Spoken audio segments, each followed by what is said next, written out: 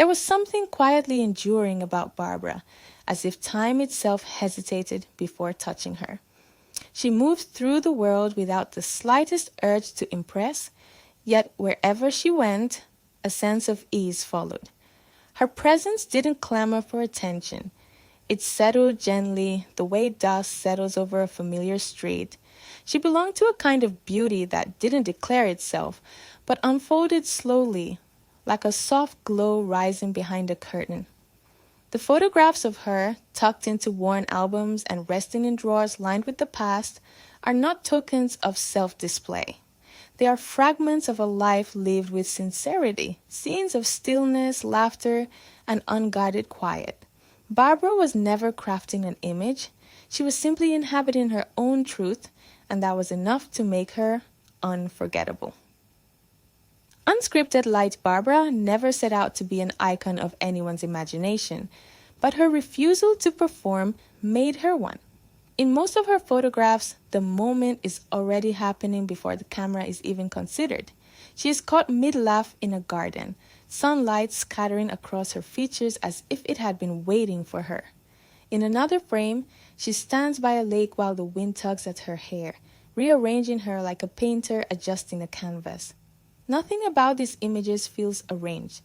They are not curated glimpses of perfection, but living moments that slipped naturally into permanence. She believed the small, overlooked wonders, dust drifting through a sunbeam, the breath of wind across a field, were worth far more than polish. Her pictures do not feel staged, they feel awake. The heart, not the frame. Barbara once remarked that a photograph was a small rebellion against forgetting. She didn't care whether a picture met the standards of technique or composition. What mattered was whether it stirred something in her when she looked at it later. Her photographs were not about admiration. They were about preservation. The rhythm of rain against a Paris window, the sudden spark of a friend's laughter, a sunrise that stopped her mid-step. She tried to gather these invisible threads before they slipped away. Every image she made was a quiet attempt to hold on to something fleeting. A life-turning like pages moving through her albums feels like tracing the seasons of her spirit. In her 20s, there is a certain hunger in her gaze, a readiness to step into whatever life offered. Her 30s show a mellowing warmth, a deeper steadiness settling beneath the surface. And in the photographs of her later years, the mood softens into something almost peaceful. She no longer seems preoccupied with how she is perceived. Instead, she is absorbed in how she perceives the world.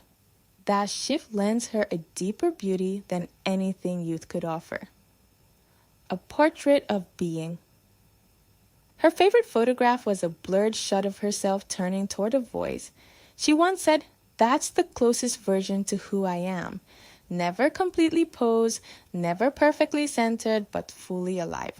Her collection taken altogether feels less like an archive and more like a quiet love letter to existence, to imperfection, to movement, to the ungraspable. In every frame, she leaves behind the same gentle truth. Beauty is not a performance. It is something you witness, something you inhabit, something you carry with you long after the moment has passed.